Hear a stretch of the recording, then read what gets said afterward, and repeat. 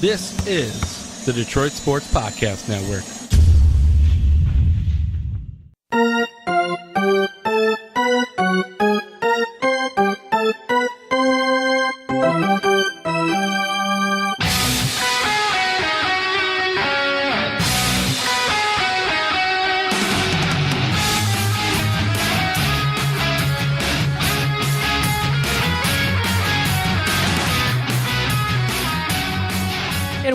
Welcome to the latest edition of Tigers Talk with Chirco and Company. It is episode number 94 this week. I am your host, Vito Jerome Chirco, alongside my usual sidekick partner in crime. That is the Doc from Doc and Jock, John Charles Macaroon. John, how's it going? Vito, episode 94 of the podcast. Greatly looking forward to it. My goodness, a great week of Tigers baseball can cure all ills. I mean, from the road trip, the Tigers came home and they performed solidly, winning 3 games versus the White Sox. And not just weekly either. They convincingly handled the Chicago White Sox. The offense perked up. They were hitting. Zimmerman pitched very well. Everything kind of came to form. With the winning streak after the series versus the White Sox, the Tigers sit here at 28 wins, 28 losses. Upcoming is the series versus the Angels, and things are a lot better than they were just 7 days ago. Yeah, you know what? The Tigers took care of business against the White Sox, as they should have in Chicago when they didn't, when they lost 3 out of 4. Highly disappointing once again, but we don't want to go back down that road, right? It was ugly times for the Tigers then. It really was. And now we look at them and we've gotten a little bit of hope, but then we also have to realize that they played the White Sox and a team that's really a middling ball club in the American League Central this season. And the pitchers that they threw out there, oh my goodness, the Detroit Tigers were thrilled. They padded their stats. J.D. Martinez, Justin Upton, hell, even catcher Hicks got into the mix with some hits. But before we start and get into all that with the Tigers, we got a lot to get to, obviously. Yes, we do. You said that, in our pre-show meeting, that you had something you had to tell me, and it better be good if you're going to bring it to the air regarding softball, because this is the Tigers Talk podcast. If you're going to throw softball-type questions up in here or bring up softball stories that aren't good, you're going to be in big trouble, okay? So the first question I would definitely ask you is, why? Why are we talking about softball? Why are we talking about softball, Doc? Okay, so my response to that is a myriad of reasons. Now, first and foremost, it was a game against the second-place team in our league, in our co-ed softball league. Nick Schmiegel plays in it. Another drop for him for another podcast that he won't even listen to, probably. Nick Schmiegel, that is. Sorry. Yeah, whatever, man. Yeah, whatever. That is true. Getting onto the story here, right? And I got a chance to start at shortstop, where I did last week as well, and did superbly, made no errors. Last night I had a little bit more trouble. Made 1 error officially. No, it's horrible. It was horrible. My energy level, my effort level. According to Nick Schmiegel, my skipper, the guy that will get on me no matter what about anything and stretch the truth at times, at least a little bit too. Now, I didn't bring my 100%. I didn't play at a high quality or a quality level, but I don't think I deserve to be benched. I was benched midway through the game because of lackluster effort. And one ball, I'll bring it up, I'll specify it here. There was one pop-up to me at shortstop that went over my head. I could have tracked it down, very well could have. I didn't show enough effort. Nick didn't like it. The team, I don't think, liked it. Everybody was disappointed with Big V. No, it's horrible. And I felt horrible after getting benched by Nick Schmiegel, I believe, going into the 4th. So I played 3 innings as shortstop, or 2 full innings only, and then he benched me. He had the audacity to bench this guy, the host of Tigers Talk and Two Bad Hombres, Doc. Your friend. My friend, mi amigo, not just an acquaintance or a guy that I just met. My friend of long time. He didn't even give you a warning. He didn't come tell you, like, look, pat you on the back, have a talk with you, be like, look, this is unacceptable, your play. Oh, my goodness. Very worthy story. Okay, good. You passed the initial test because, yeah, we got to get into it for just a few moments here. But you got benched not only by your childhood friend, but obviously the manager of a softball team trying to win. How did you feel when it happened?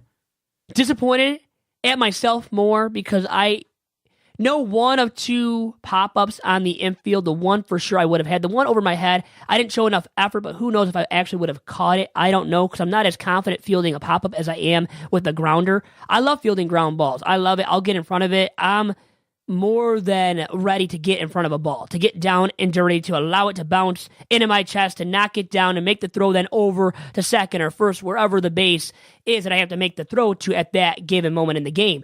So I'm more than confident with getting it done in terms of fielding ground balls. But when it comes to pop-ups, I have the yips. I was telling my brother, like, you know what yips are? Like the guys aren't confident throwing it over to first base. They just lose it all of a sudden and can't make the throw over to first base, even from second base. I think Chuck Knobloch had that at one point. Other guys have in the past in Major League Baseball. So even in Major League Baseball, professionals have had this trouble of having the yips. That's the real definition of it, of what yips are considered as, is when you can't make the throw over all of a sudden. For me, it was like fielding pop-ups. I got nervous all of a sudden and didn't want anything to do with it. Even though I played baseball growing up, played Little League Baseball, played the infield my entire life, going into Monday night's game of this week too, but I didn't want anything to do with it. Almost as if it's a mental game for me, a mental battle with pop-ups that I'm dealing with all of a sudden, Doc. Oh my goodness. You are an individual that's hurting his softball team. I heard the team last night, but we lost, by the way. This is why you can't blame the loss on me or really any single person, and I'm not blaming the loss on me. And when you look at the score, you're not going to blame it on me. Guess what the score was, by the way? 18-2? Like 20-5. So come on, one play. Well, it was one major play that he didn't like, and the other one, I guess I didn't show enough effort either that I should have just went and got. Did you two pop-ups that I should have just gone to get, that I didn't try to get enough, Doc. And that's where he blamed me, and that's why he benched me.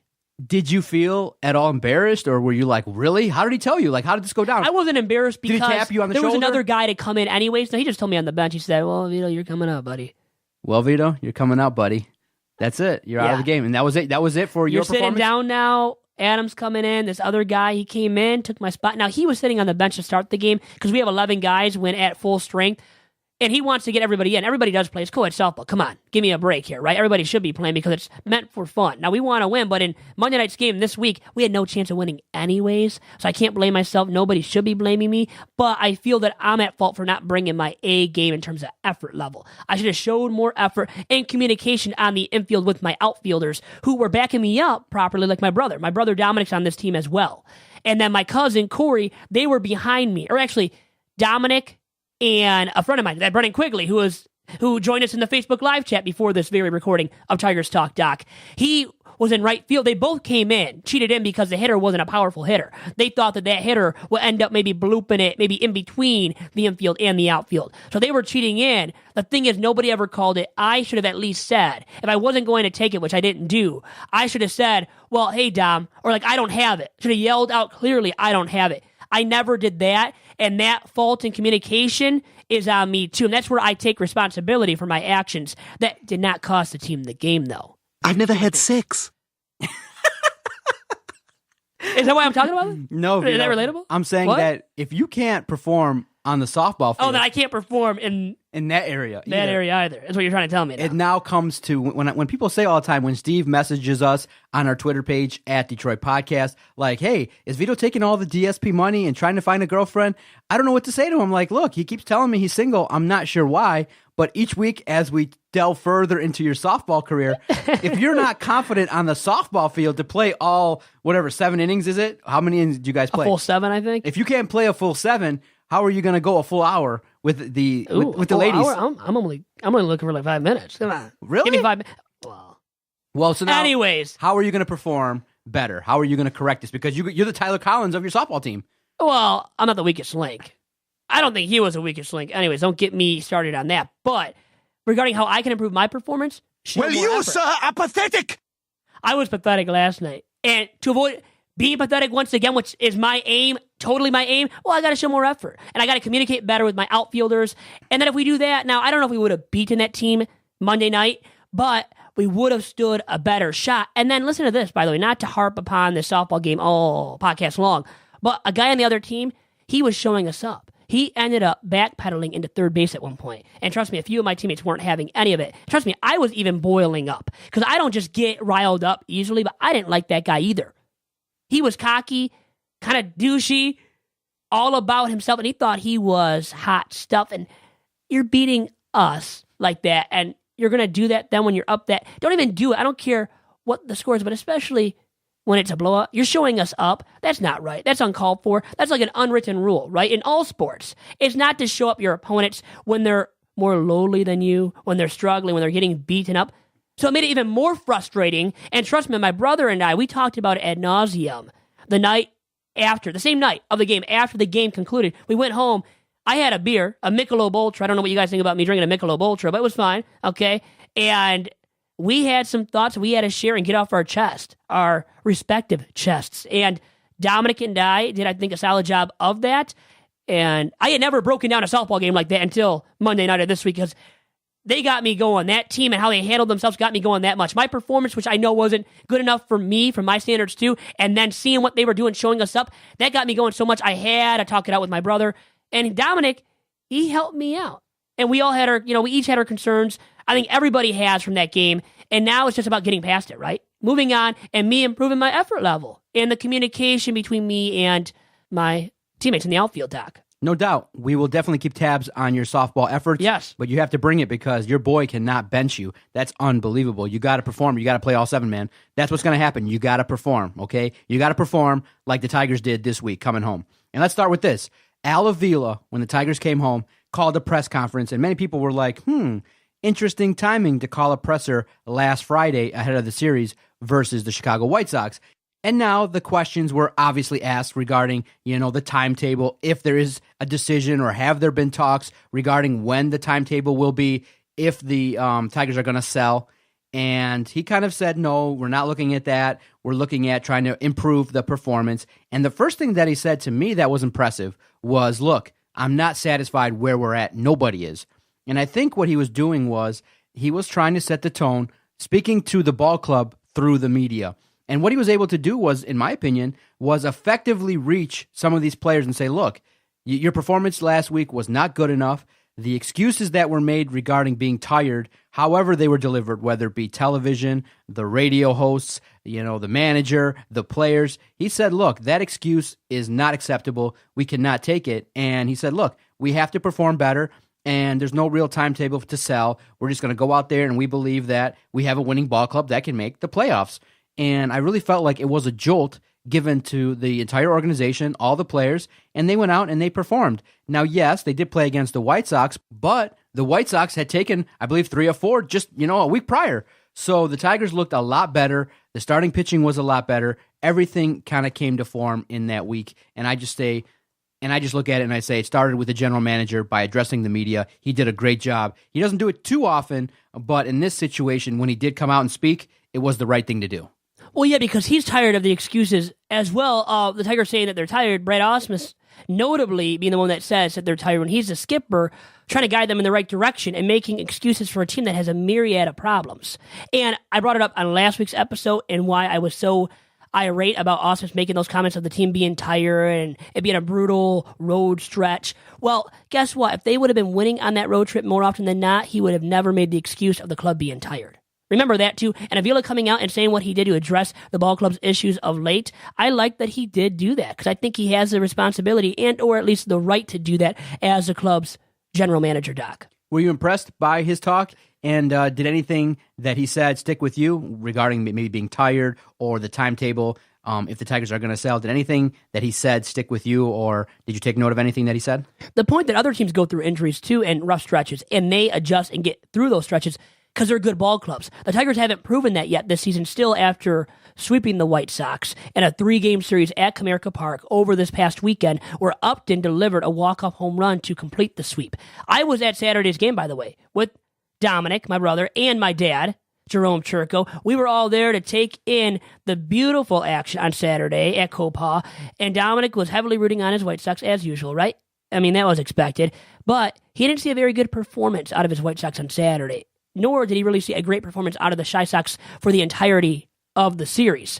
And so Dominic was left disappointed. He was, but it was good because the Tigers have more at stake. The White Sox are on a team that is retooling / really rebuilding. They went into a full rebuild this past offseason when they dealt Chris Sale to the Red Sox, to Dave Dombrowski's Red Sox, and then Adam Eaton, their star outfielder, to the Nationals. So the White Sox aren't trying to win. So when you lose 3 out of 4, as the Tigers did against the White Sox on the road at Guaranteed Rate Field, that's when I have an issue, as I did on a previous episode of Tigers Talk when lamenting about that series and the Tigers' woes throughout the entirety of it, dropping 3 out of 4. But it is good what they did, as I already brought up, Doc, sweeping the White Sox, but it's what do you do now? You have to beat the Halos at least 2 out of 3. They don't have Mike Trout. And Albert Pujols, he just hit his career home run number 600. But you know what? He's a struggling guy. He's aging. He's an aging vet. He's not that great anymore. And who do you really have leading that offense without Mike Trout? And really nobody, Doc. Without him, they're a very, very lackluster team. Even with him, they're just average. They're an average, a mediocre ball club. So when you're at home playing these Halos right now without their star, Mike Trout, you have to at least take 2 out of 3. And realistically, if you want to really get into the thick of things and show to the nation and to Tigers fans especially that you're for real this year and can be a contender, you got to sweep the Halos at home this week. I think so. I think there's an opportunity for the Tigers, realizing that May was horrible. They didn't have a lot of days off. There were situations where they were playing a lot of games on the road. And so the mindset was, look, we had an awful stretch. We played a Houston team that's performing very well, and we played the White Sox. We weren't that good. But then you play the Kansas City Royals, and I do believe that the Tigers do have a sense of confidence playing other teams in the AL Central because everybody knows it. Everybody sees it. They see that the AL Central is not super competitive in that the Tigers are not that far below the top teams in the AL Central. So if they perform at a good level in terms of hitting, in terms of playing defense, then they're right there, right in the mix where conceivably they could get into the postseason as a wild card or even win the AL Central with around 87 wins. And so we had asked, and you and I were talking, could they get on a streak? I didn't think they could because of the fact that the starting pitching had taken a dive. But you got to also realize they're getting contributions from the likes of Alex Avila, from the likes of Hicks. And what they're doing is they're systematically kind of removing the pieces one by one of those guys that aren't performing. And I talked to Jason about this topic on the Motor City Sports Rant podcast in that, look at a guy like Tyler Collins, a guy that struggled throughout the entire month of May. He's no longer on the ball club. He's in the minor leagues. He cleared waivers, and he's going to work some things out. Does he get back to the majors? I highly doubt it in the next month or so. And look who comes up, a catcher who can do some things. But where do you put Hicks right now? Now, McCann's in Triple-A. Remember, he is starting a rehab assignment at Triple-A, which is telling of his struggles at the plate himself. Hicks has been the better hitter, but in a smaller sample size. Right now, Hicks deserves the ABs, but once McCann comes back, guess who's getting demoted back to Triple-A? You think it'll be John Hicks. Well, yeah, because of the fact that Avila's killing the heck out of the ball. Avila could be an all-star. I mean, out of nowhere. It's Al Avila's best signing, and once again, I got to say the phrase, nepotism at its finest.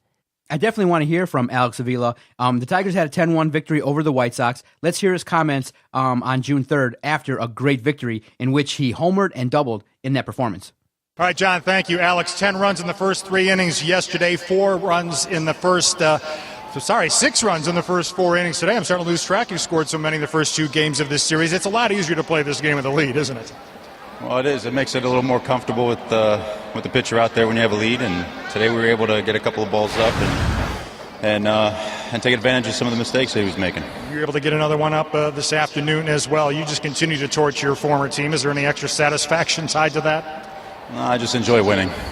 Well, it's been fun to watch the last couple of days. Let me ask you about Jordan Zimmerman. A step in the right direction, it appeared for him today. What were your thoughts on his afternoon? He threw the ball really well. His fastball was working both sides of the plate, and he had a real good slider working today. Overall, he did a great job, and I thought he did a good job with the lead and pitching with it. Now, Alex Avila has been an unbelievable addition, a re-addition to this squad. And at the time of the performance, he was batting .317, 8 home runs, 23 RBIs. That's at the time, I believe, the Saturday's game after that performance. And what he said was really telling in that the guys enjoy winning. It brings a different vibe, not only when you win, but when you destroy teams.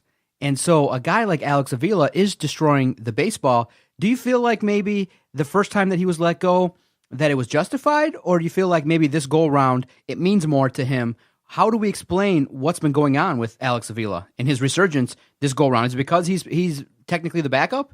What's going on with Alex Avila? Why is he having this resurgence this year? Well, now he's been exposed a lot, even as a backup, because of McCann's troubles, being hurt.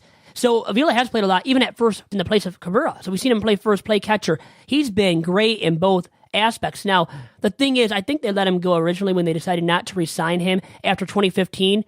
That was because of the fact that, Avila had been heavily concussed, had a lot of nagging injuries that he was battling constantly. So I think the Tigers viewed it as, we're not going to pay this guy in the millions, even on a 1-year deal when we think he's only going to play 50 games or something. Now, he's on pace to play a lot more than, this guy has proven this year to be healthy, right? So he's going to play in a good amount of games. He has shown the capability with his bat to get that chance to play a lot of games. And also because of the fact that, James McCann hasn't performed at the plate up to this point. If he keeps struggling as mightily as he has, Doc, I think Avila, who's already earned more and more at-bats, I think will continue to gain more and more at-bats to the point where if Avila, if he really stays healthy, you're going to easily see, I think, 75 to 85 or 75 to 90 games played out of Alex Avila behind the plate this season, which is a good chunk of the action.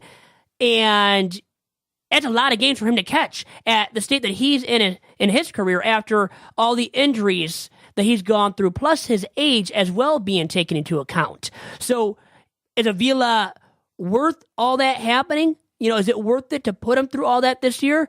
Well, if you see that he is relatively staying healthy, which he has, and keeps hitting the ball, and even close to the rate that he has at up to this point, I think you have to really consider starting him behind the plate that many times. And then if something happened to Cabby, or even when Cabby right now is maybe playing at 60%, which Al Avila also brought up, Avila's Cabrera's 60% might be better than somebody's, and is better than a lot of other players 100%, right, that they can give. Avila made that point. Well, my point here is, if Cabrera's only at 60% health, I think you have to spell Cabrera with Alex Avila. Avila's earned that right as well, and he has done that, and when Cabrera was out earlier this season. So I think Avila will continue to spell Cabrera at first base, because I think Ausmus will realize that it's wise to do so. And also, obviously, he's going to play behind home plate, be the Tigers' starting backstop a lot more as the season progresses. When we see James McCann come back off the DL, or, after this assignment that he has been given to play at Triple-A, after his stint at Triple-A, McCann, if he comes back and doesn't show that he's really gotten better as a hitter, Avila, once again, as the season goes along, will continue to rack up more ABs as a Tiger starting catcher. And I believe rightfully so, with that being said, Doc. Okay, I'm reading your article, freep.com, kind of talking about the injuries that the Angels are facing, and you noted that the Tigers went out to California, and they got a split in the May 11th through the 14th series. Now, you say that when you look at their roster, you'll find that only 2 active regulars have an OPS plus above 100. Catcher Martin Maldonado and third baseman Escobar. Okay, so that means that you're feeling like the offense, without the major players of Trout and having some injury problems, is not that good without them. And you're with that point saying that there's an opportunity for the Tigers pitchers to do some things because some of the batters aren't as consistent getting on base. Is that what that means? Yeah, Doc, I would say so, because when you look at the OPS pluses, as you already noted, when you have OPS pluses of your leading players with that stat being only barely above 100, that means, because 100, by the way, is league average. If you're at 100, you're league average. By the way, Albert Pujols, the living legend, is below 100 at, OPS plus of 91, so 9 percentage points below league average. That's not good. So Martin Maldonado, their catcher, is only 1 point above, okay? And then third baseman Escobar, only 2 points above. I think Maben was at 103, only 3 percentage points above league average. And then Trout's way above. But nobody else is even close to being way above, or even close to being like 15 points above league average, which tells you how shoddy the Angels' offense has been as a whole leading up to this point too, Doc. Okay, so you're correct, and you're thinking that in this series, the Tigers probably have an edge offensively if everybody comes to perform, if the likes of J.D. Martinez, Justin Upton, Miguel Cabrera, if they come to play and they can continue the hot offensive numbers, then they should do okay versus the Anaheim Angels. Well, you know what? Tuesday's starter is right-hander Jesse Chavez. He hasn't allowed an earned run against the Tigers in 11 2/3 consecutive innings. Now, he's been used out of the bullpen in the past too. So, and during this stretch of consecutive innings in which he hasn't allowed an earned run to the Tigers, he's hittable still. But it tells you he has given the Tigers trouble, at least in recent memory. So it's not a foregone conclusion they're going to win Tuesday night with Daniel Norris on the mound. Now, Wednesday and Thursday, righty Alex Meyer, a youngster who allowed 1 earned run and struck out a career-high 7 against Detroit on May 14th. He's going Wednesday. Now, the Tigers have seen him already now. So with that being said, the Tigers fare a better shot of hitting him and hitting him heavily and scoring a good amount of runs off of him Wednesday. Thursday, you have J.C. Ramirez starting for the Halos, who allowed 5 earned versus Detroit on May 11th. So it sounds like, with all of this being said, Doc, it's still a winnable series. God, it is. And you could win Tuesday night, even with Chavez's recent success against the Tigers, even with knowing what Meyer did against the Tigers, his first time against the Tigers, and striking out a career-high 7 batters. It still tells me, looking at these numbers of these respective starting arms going for the Halos in this series, it tells me the Tigers, at the very least, should win 2 out of 3. And honestly, as a Tigers fan, and as a guy that tries not to be too biased about the Tigers either, I will say this. It'll be disappointing to me, and I think to a lot of Tigers fans, if they don't sweep these Halos. Well, you got to remember, though, you're looking at Michael Fulmer, Daniel Norris. I'm not exactly sure who's going to pitch on Wednesday, but, you got to remember that there is a little bit of inconsistency in the starting rotation. So, yes, it's nice to see the offense do well, but at the same time, the starting pitchers have to go out there and give the Tigers quality starts. Norris is kind of a guy that is continuing to work on things, has been very steady, has made improvements, but the number one thing that we got to continue to see is consistency. Go out there in a series opener on a Tuesday and go out there and give the Tigers 7 strong innings and, don't put a lot. What these young pitchers have to avoid, and it's very common, you see it with young pitchers, they have to avoid the big inning. What tends to happen is they roll with 8 pitches to 10 pitches in an inning, and then all of a sudden, you start seeing that the batters for the opponent will start fouling off pitches.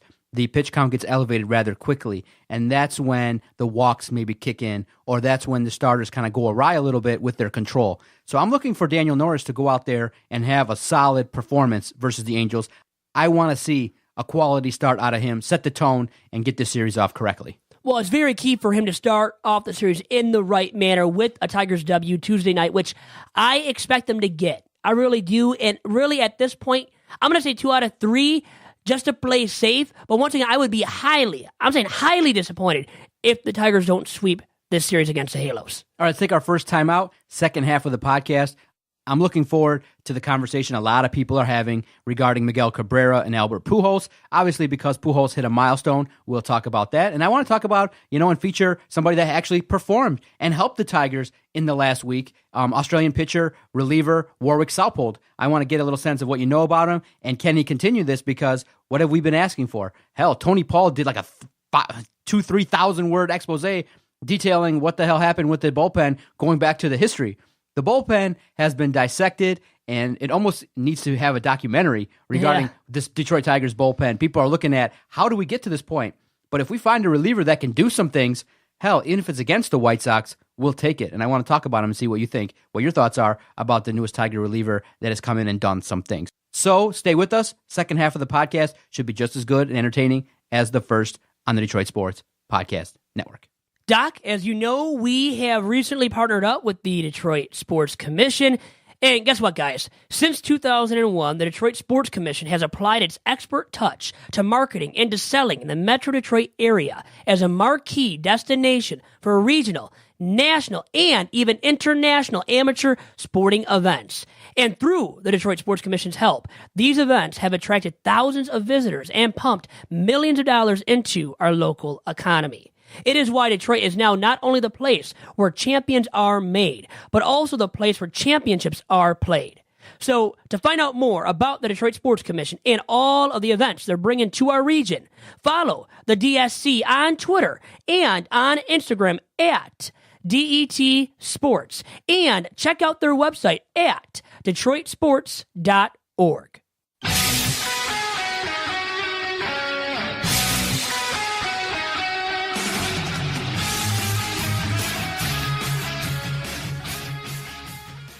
And back here on episode number 94 of Tigers Talk with Chirco and Company, we talked heavily about the Tigers facing the Halos this week. I wrote a beautiful, series preview about it. The doc started talking about. He started it off and gave me some compliments. I appreciate you, as usual, reading my work, Doc. And everybody else, please do so at freep.com, in the sports section. All of my Tiger series previews. My point, after saying all of that, is that Pujols is Albert Pujols, that is, formerly known as the Machine, is a member of these Anaheim Angels that we talked about ad nauseum before the break. Doesn't it stink, though, yeah. that he hit his grand slam for number 600 in terms of his career home runs, not versus the Detroit Tigers? It would have been cool if he would have came to town with 599 home runs. Could have been cool unless he's doing it to beat the Tigers, and then the Halos beat the Tigers. I don't want to see that happen. So let's wipe the slate clean, right, with that note, and talk about how he hit a grand slam and how great that was. Right, that was great. So that's really, really great, and a thing to note about him. And it just adds to his legacy as one of the all-time great hitters. And I'm going to say this right now: a better hitter in his prime than our very own Miguel Cabrera. And there are a few stats that I would like to read off and talk to you guys about that really make me think that Pujols was better in his prime than Cabrera was. And I judged it from their respective 23-year-old to 32-year-old campaigns in the big leagues. And when you look at the numbers very closely, as I did this through the help of baseballreference.com, you will see that Albert Pujols ended up with more home runs, more runs batted in as well, and also a higher OPS and OPS plus than Miggy in what I consider to be Pujols' prime and Cabrera's prime from their age 23 to 32-year-old campaigns in the bigs. Now, those facts are great to use because they are statistically proven. They're out there for everybody to view, so there's no doubting them. But also, I think what cements Pujols as a better hitter in his prime than Miguel Cabrera is the fact that, guess what? Albert Pujols, he brought 2 World Series championships to St. Louis. And also, Albert Pujols won multiple Gold Gloves.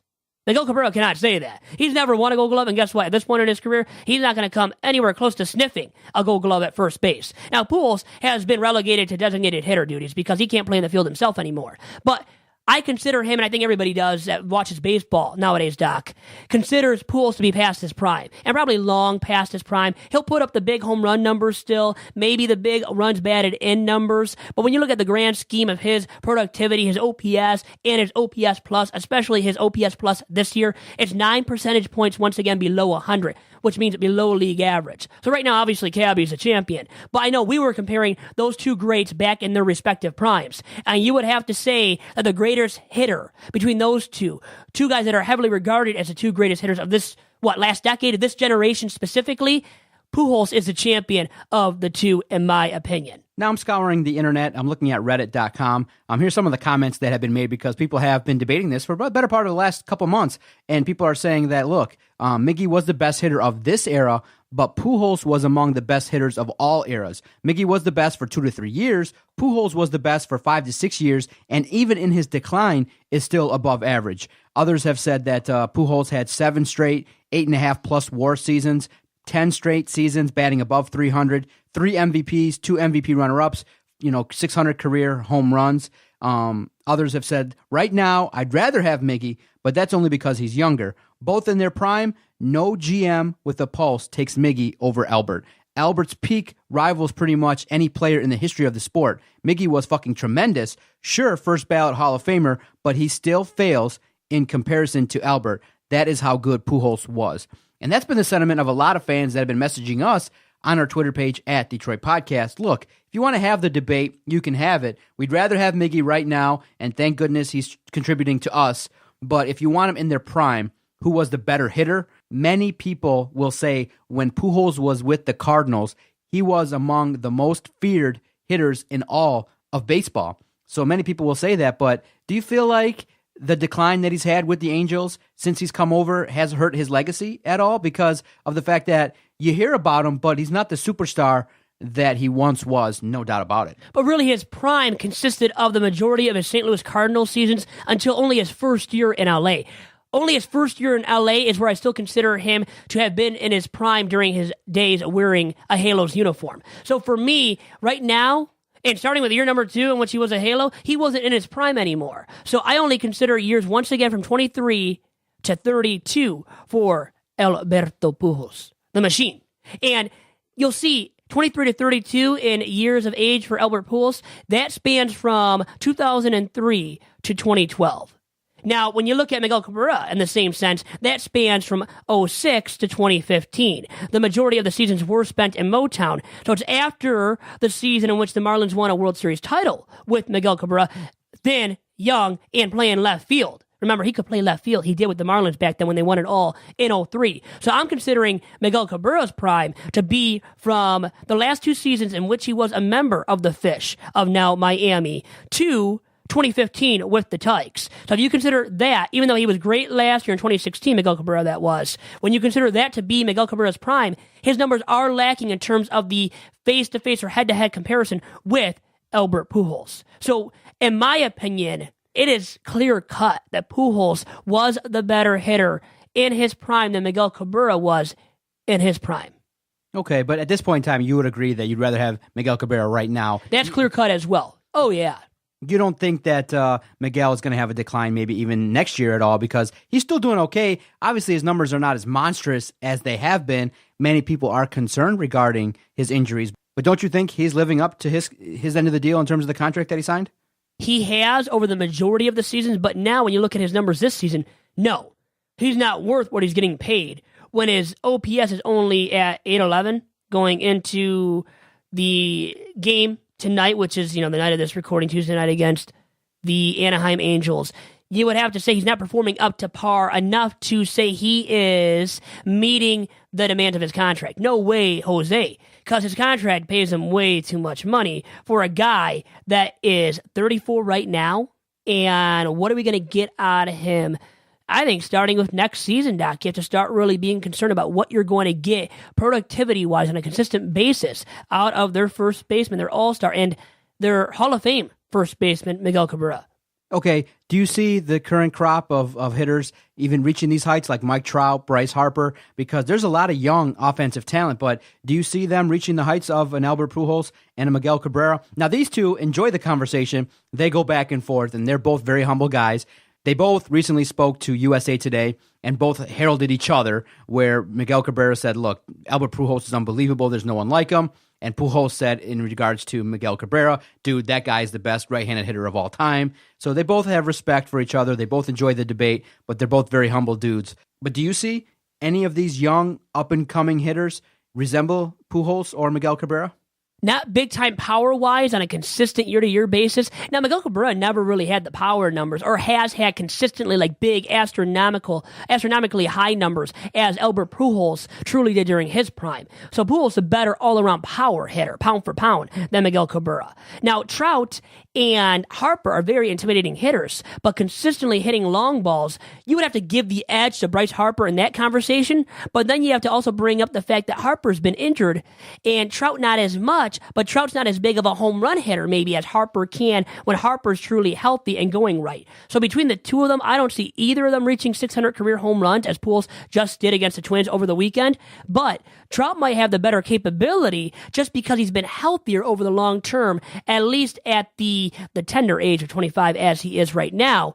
Despite the fact that, remember, he is on the 10-day DL and is on the disabled list for the very first time in his major league career with a torn UCL and a dorsal capsule in his left thumb, Doc. Brad Ausmus spoke to USA Today, and he said, look, for 10 years, Pujols was the best player in the game of baseball for the better part of 10 years. And Pujols said, look, I've had leg injuries, I've had lower half problems that have hindered my performance. But look, when you look at 2016, my season, 31 homers, 119 RBIs. What's wrong with that? So you look at it and people are saying, look, he's obviously diminished. He might not be the best player in the game. You might reserve that for Trout or Bryce Harper or a myriad of other young, talented players. But dude can still perform. You still got to be careful with Albert Pujols. But you got to remember, when the Angels faced the Tigers in California, Pujols hit a couple of dingers. He did some damage. He did some things. He wasn't just an easy out. And that guy coming to Comerica, you probably think the ballpark has a chance to keep some balls in the yard, depending on how the wind's going and everything like that. But when Pujols comes up to bat, just the sheer stature of the man, you got to pay attention to him. I don't want to see Pujols launch a major home run against Daniel Norris tonight. Now, Pujols, you can't take him lightly still. He still has a long ball in his bat capability. Now, the thing is he a premium hitter anymore that will just slug even 800 OPS above or even come close to reaching 900? No, he's not that good. He's not an elite hitter anymore. But the thing is, you can't take him lightly. You can't just groove one over to him.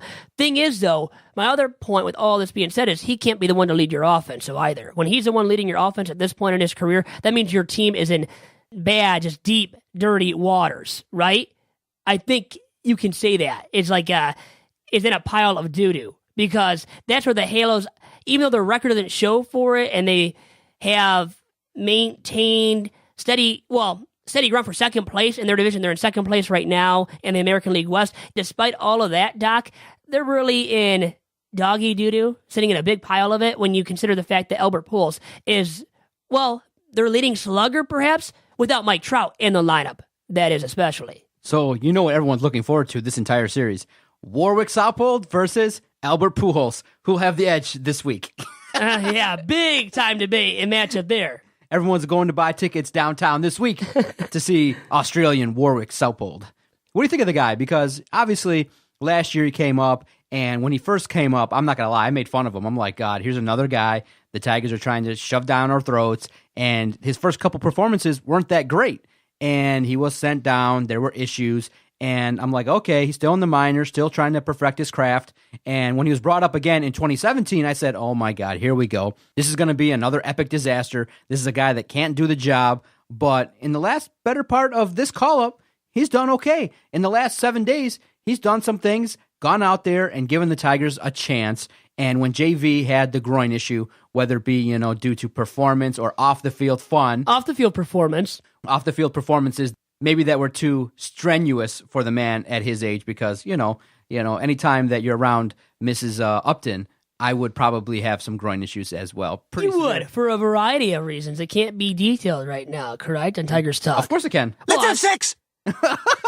And they were just laid out there to the masses, just like that, via a lovely drop from the doc. No doubt about it. So, you're surprised Sunday. You expect JV to go out there and handle his business, but, groin issue. And out comes Saupold, and he did the job. And I kind of looked at him, I said, wow, this is a guy that, at least if you want to say who had, I'll give it to him now, toast of the town, I'll give it to Warwick Saupold because of the fact that he had a good week. He gave us 4 solid innings on Sunday and an opportunity to sweep the White Sox, which was very important to get back to 500. It was great for morale because it could have went really south. Because when you remember, JV left the game with the Tigers losing. So Saupold had to go up there, and I think it was 2-0 when he came in, and he had to go out there and perform in the third inning. He gave him 4 solid innings, I think, without giving up too many more runs. So good job for him. Toast of the town from the DOC, and it's nice to see a guy. But tell me a little bit about him. Do you know anything? Did you take my advice and research him when I said we're going to talk about Mr. Warwick? He's Australian. He's at best a long reliever from what I've learned or what I actually expect out of him going forward. So for me, what we're getting out of him, is it fool's gold? I mean, can we expect this productivity out of him lasting this season as a long reliever out of the Tigers bullpen? Maybe even being a guy that could spot start. He could, right? He could spot start. So I know he has that capability in him, but do you trust him in this role being effective all season long? See, that's where I have to put my foot on the brake and say, I don't know. I mean, we've been leery of all these Tigers arms, right, in the past in the pen because of their woes over now a long period of time, as Tony Paul perfectly detailed in his latest, what you could call an expose, like you said earlier in the podcast, Doc, of the Tigers bullpen and their woes over the years. So Warwick, I am glad what he has shown. I'm proud of the guy. I'm proud of that Australian. Did I say his name wrong? Is it Warwick or Warwick? How do you say his name? Look Warwick? It up. Yeah, Warwick. Yeah, so it's not Warwick Dunn. Yeah, well, you were saying, you got me started, man. Warwick. Because not Warwick Dunn and Warwick are a little bit different. Yeah, Warwick Saupold. 27 years old, born January 16th, 1990, 6'2", 195 pounds. But what's more important to the Tigers, he's got a minimum salary, around $500,000 a year he's making to perform for the Detroit Tigers. But see, those guys are making pennies and peanuts because of the fact that they're really not capable, or they haven't shown it throughout their major league career. And for Warwick, up to this point, he hasn't shown anything that tells you, oh, this guy's going to keep it up consistently the rest of the season. And it's like even Shane Green, who, okay, we can say has been better collectively of late. He's shown something. He's shown something now. It took him long enough to show something, but he has finally shown something of quality. Thing is, can we really even trust him?